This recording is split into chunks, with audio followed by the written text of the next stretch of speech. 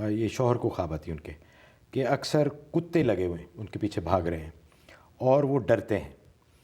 اور اس کے علاوہ انہوں نے ایک اور مسئلہ بھی پوچھا ہے کہ کینڈی یہ جو میٹھی جو ہوتی ہیں اس کے اندر جیلیٹن ہوتی ہے اور اکثر دوائیاں ہوتی ہیں جن کے اندر الکوہل ہوتی ہے، تو اس کے بارے میں مسئلہ پوچھا کہ وہ جائز ہیں، حلال ہیں یا نہیں. پہلے ذرا خواب جہاں تک خواب کا تعلق ہے تو کتے خواب میں دیکھنے کا مطلب کہ دشمن ہے کہ جو نقصان پہنچانا چاہتا ہے، تو اس کے لیے سورۃ کوثر کا اہتمام کریں. 13 مرتبہ سورۃ کوثر پڑھ کے بدن پہ دم کرتے رہیں، انشاءاللہ اس قسم کی جو ہے دشمن کی جو ہے شر سے حفاظت رہے گی. باقی جہاں تک جیلیٹن کا تعلق ہے تو جیلیٹن جو ہے یہاں پہ ظاہر ہے کہ وہ اینیمل کی اگر جو ہے جیلیٹن ہے تو وہ تو جائز نہیں ہے. ہاں اگر جو ہے پلانٹس کے ذریعے سے اگر وہ جیلیٹن حاصل ہوئی ہے یا کوشر ہے تو اس میں گنجائش ہے کہ وہ آپ استعمال کر سکتے ہیں، ورنہ باقی یا آرٹیفیشل ہے وہ استعمال کر سکتے ہیں. یہ اکثر لکھا ہوتا ہے ان کے باہر جی کہ وہ آیا یہ جو ہڈیوں سے آتی ہے جیلیٹن، جی کہ آیا وہ اینیمل سے ہے یا دوسرے نیچرل جی بالکل. تو یہ لکھا تو ہوتا ہے. اینیمل سے اگر ہوگی تو وہ اور حضرت جو دوائیوں کے بارے میں پوچھا جس میں دوا کا جو پوچھا ہے کہ دواؤں کے اندر جو الکوہل، اس میں کہ اگر نان الکوہلک دوائیں میسر نہیں ہیں یا موجود ہی نہیں ہیں مارکیٹ میں تو پھر آپ وہ دوا استعمال کر سکتے ہیں جس میں الکوہل ہوتا ہے، کیونکہ اصل میں وہ الکوہل جو کھجور اور انگور سے بنتا ہے اس الکوہل کی معمولی سی مقدار کی بھی اجازت نہیں ہے. لیکن جو انگور اور کھجور کے علاوہ کا جو الکوہل ہے، آرٹیفیشل ہے یا آلو کا ہے، ٹماٹر کا ہے، کسی اور پھل کا ہے، ایپل کا ہے، تو وہ الکوہل کی اتنی مقدار جائز ہوتی ہے فقہا کے نزدیک کہ جس سے نشہ نہ آئے. چنانچہ دوا کے اندر وہی الکوہل ڈالی جاتی ہے، تو چونکہ دوا کے علاج کی ضرورت ہے تو علاج کے عذر کی وجہ سے اس دوا کے استعمال کرنے کی اجازت ہے، وہ دوا آپ استعمال کر سکتی ہیں. اچھا حضرت ایک کال لیتے ہیں. شافی صاحب ہیں نیو یارک سے. جی السلام علیکم. جی السلام علیکم. وعلیکم السلام، فرمائیے. میں شافی بول رہا ہوں جی لانگ آئیلینڈ سے. آپ کا پروگرام بہت اچھا ہے، میں اس کی آپ کو مبارک پیش کرنا چاہتا ہوں. بہت شکریہ. بابا اس کو شکریہ. جاری رکھیے گا، اس سے بہت سے لوگوں کی مشکلات اور کنفیوژن دور ہوں گی. ماشاءاللہ. میرے 2 چھوٹے سے سوال ہیں. جی ایک تو یہ ہے کہ مراقبہ کیا ہے، آیا اس میں جنوں کا کوئی دخل ہے اور یہ کروانا جائز ہے یا نہیں ہے؟ اور چونکہ یہ غائب کی باتیں پروگرام اس طرح کا ہے تو مجھے ایک اور سوال پوچھنا تھا کہ ہمارے ایک دوست ہیں اور بڑے عزیز دوست ہیں، اور وہ پاکستان میں گئے تھے اور انہوں نے کہا ہے کہ میں اپنے والدین کو کسی کی وجہ سے مل کے آیا ہوں، ان کی روح کو کسی نے بلوایا ہے اور ان سے باتیں کر کے آئے ہیں. تو اس کے بارے میں ذرا بتائیے گا کہ آیا ان میں بھی کوئی جنوں کا تعلق ہے یا اس قسم کا کچھ ہو سکتا ہے؟ جی بہت بہت شکریہ شافی صاحب. جی حضرت. پہلے تو آپ کا شکریہ، آپ نے پروگرام کو پسند کیا، اور اللہ سے ہم بھی دعا کرتے ہیں کہ اللہ تبارک و تعالیٰ اس پروگرام کے ذریعے سے خدمت خلق کا موقع میسر رکھے. تو جہاں تک یہ آپ کے پہلے سوال کا تعلق ہے مراقبے کا، مراقبہ اصل میں انسان کی اپنے احوال کے جائزہ لینے کا نام ہے. انسان اپنے احوال کا جائزہ لیتا ہے، یہ تزکیے کا ایک جو ہے وہ مرتبہ ہے. جب شیخ اپنے مرید کی اصلاح کرتا ہے تو تزکیے کے طور پہ اس کو مراقبہ دیتا ہے. کبھی موت کا مراقبہ کرتا ہے، وہ کبھی اللہ کی نعمتوں کا مراقبہ کرتا ہے، تو اس سے اس کا تزکیہ مقصود ہوتا ہے تاکہ اس کا قلب صاف ہو اور اس میں اللہ تبارک و تعالیٰ کی محبت کا چراغ جلے. تو یہ مراقبہ ہے، تو مراقبہ ہونا چاہیے. اور مراقبہ جو ہے وہ مشائخ کرواتے ہیں. صحیح آدمی صحیح طریقے سے سنت طریقے سے مراقبہ کروائے تو وہ مراقبے سے فائدہ اٹھانا چاہیے. تو جنوں کا کوئی دخل نہیں اس میں جنات کا مراقبے میں جنات کا کوئی دخل نہیں. اور جہاں تک دوسری بات ہے تو وہ اس کی کوئی حقیقت نہیں ہے. یہ اصل میں مسمرزم کا ایک شعبہ ہے جس کے ذریعے سے لوگ جو ہے کسی کے والدین کی، کسی دادا کی، نانا کی روح کو جو ہے کسی میں حاضر کرتے ہیں اور وہ پردے کے پیچھے سے بات کرتی ہے، احوال بتاتی ہے. یہ ایک قسم کا شعبدہ بازی ہے. تو یہ اسلام میں اس کی کوئی حقیقت نہیں، اور شیطانی قوتیں اس کے اندر انوالو ہوتی ہیں. ان چیزوں سے بچنا چاہیے. شرعاً اس کی کوئی حیثیت نہیں ہے.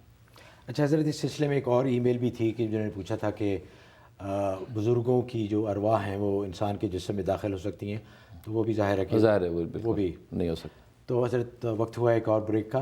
ناظرین حاضر ہوتے ہیں انشاءاللہ ایک چھوٹی سی بریک کے بعد. میں شکریہ ادا کرنا چاہتا ہوں ہمارے دوسرے اسپانسر ریکس فارمیسی، جو کہ حلال وائٹامن بناتے ہیں. ہر وائٹامن حلال نہیں ہوتا. آپ کوشش کیجئے کہ وائٹامن خریدتے وقت اس بات کا خیال رکھیں کہ وہ حلال وائٹامن ہو. تو ریکس فارمیسی والے مشہور ہیں اس سلسلے میں کہ ان کے تمام وائٹامن حلال ہوتے ہیں. حاضر ہوتے ہیں ایک چھوٹی سی بریک کے بعد۔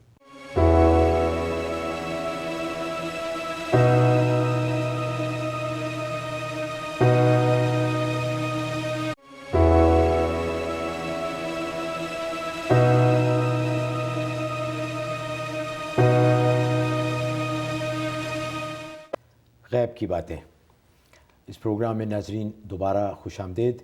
یہ پروگرام لائیو آپ کی خدمت میں پیش کیا جا رہا ہے نیو یارک سے۔ ایک کالر بہت دیر سے انتظار کر رہے ہیں، محمد اشرف صاحب نارتھ کیرولائنا سے۔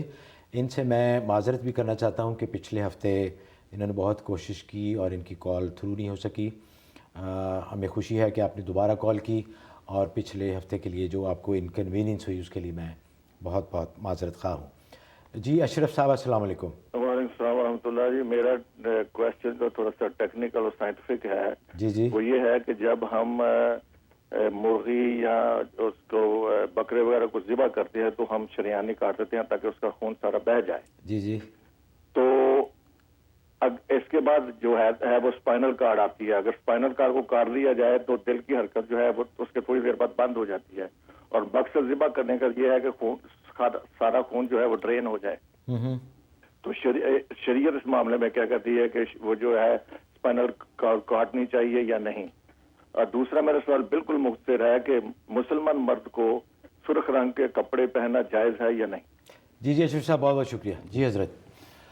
جہاں تک پہلے سوال کا تعلق ہے تو اسپائنل کارڈ جو ہے اس کو کاٹنا مکروہ ہے، اسے لکھا ہے شریانے کاٹنے کے بعد چھوڑ دیں تاکہ پورا خون جو دم مسفوح جو حرام خون ہے وہ نکل جائے۔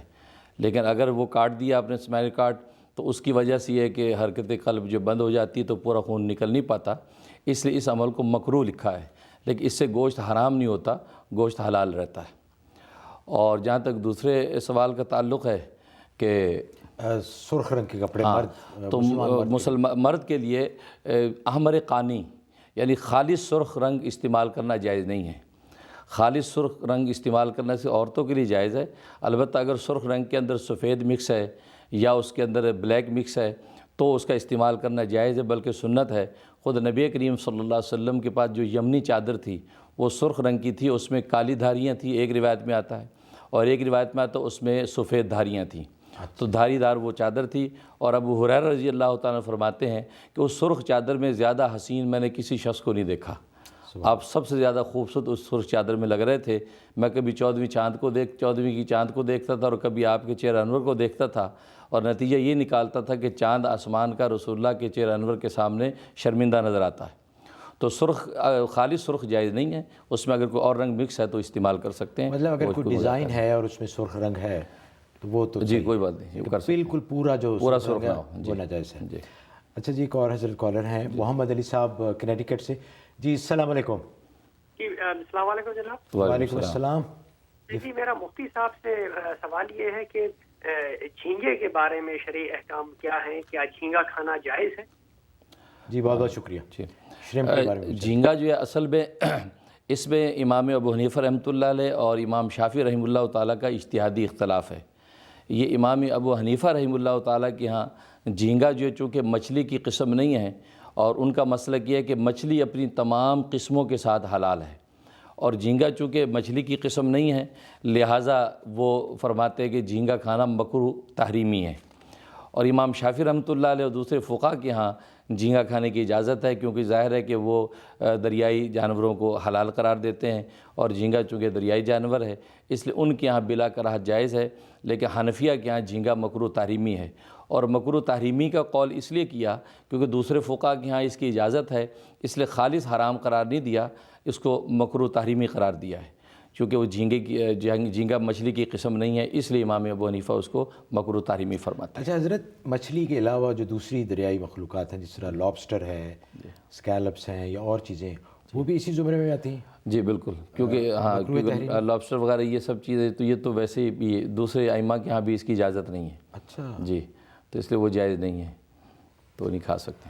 اچھا حضرت، ایک اور ای میل ہے، اور یہ بہت سارے ای میلز ہیں اسی سلسلے میں۔ انہوں نے کہا کہ نام نہ لیں، انہوں نے کہا کہ ان کی کافی عرصے سے شادی ہوئی ہے، اولاد نہیں ہے، اور کسی نے سورہ مزمل کا ورد بتایا تھا جو انہوں نے بہت دفعہ کیا لیکن ابھی تک کوئی فائدہ نہیں ہوا۔ تو اس سلسلے میں بتائیے، اور بھی دوسرے لوگ جنہوں نے اس قسم کی ای میلز بھیجی ہیں تو آپ جن کو ایسا اولاد کریں، کی خواہش ہے. آپ ایسا کریں کہ سورۃ نور کی آیت نمبر 40، یہ جب پاکی کے دن شروع ہوں تو ایک لونگ پر 7 مرتبہ دم کرنا ہے، اور سونے سے پہلے وہ لونگ جو آپ نے کھا لینی ہے، بغیر پانی کے آپ نے اس کو کھانا ہے. اگر پانی کے بغیر مشکل ہو تو 1 گھونٹ پانی کے ساتھ اس کو نگل سکتے ہیں. تو پاکی کے دنوں میں آپ یہ لونگ کھاتی رہیں. جو 21-22 دن کے بعد پھر اگر ناپاکی شروع ہو پھر اس کو روک دیں، اس کے بعد پھر شروع کر دیں. تو یوں 40 دن تک آپ نے وہ لونگ بلا ناغہ کھانی ہے. تو انشاءاللہ اللہ تبارک و تعالی کی رحمت سے جو ہے وہ گودہری ہو جائے گی. اچھا حضرت، ایک اور ای میل ہے، انہوں نے پوچھا ہے کہ کھلے آسمان کے نیچے نماز جائز ہے؟ کھلے آسمان کے نیچے نماز بلا شبہ جائز ہے، اس میں کوئی شک و شبہ کی بات نہیں ہے.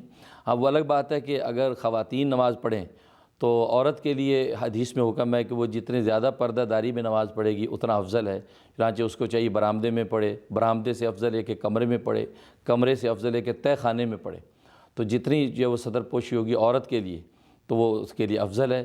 باقی ویسے اگر اس کو کھلے آسمان کے نیچے عورت کو نماز پڑھنی پڑی اور اسے پڑھ لی تو کوئی مذاکرہ نہیں، بالکل نماز جائز ہے، پڑھ سکتے ہیں. اچھا حضرت، کچھ نمازیں تو ایسی ہیں جن کے لیے حکم ہے کہ وہ کھلے آسمان کے نیچے پڑھی جائیں. جس طرح بارش نہ ہونے پہ جو نماز پڑھی جاتی ہے اس کے لیے کہ کھلے آسمان کے نیچے. نماز استسقاء. جی اچھا سر، ظاہر چودھری صاحب ہیں بروکلن سے، ان کی کال لیتے ہیں. جی السلام علیکم ظاہر صاحب. جی السلام علیکم. میرا وعلیکم مفتی السلام. صاحب سے 2 مختصر سوال ہیں. جی فرمائیے. جنات کے حوالے سے. جی جی. کہ پاکستان میں رہتے تو اس کی اکثر شکایت سننے میں آتی تھی ہر دوسرے چوتھے دن میں، لیکن امریکہ میں اندازاً 15 سال ہو گئے ہیں، ہمیں کوئی ایسی شکایت سننے میں نہیں ملی. اس کی وجہ کیا ہے؟ کیا اس زمین پہ جنات نہیں ہیں؟ اور دوسرا ابلیس کے لحاظ سے ہے سوال کہ اس کا قرآن میں واضح ہے کہ وہ جنات میں سے تھا.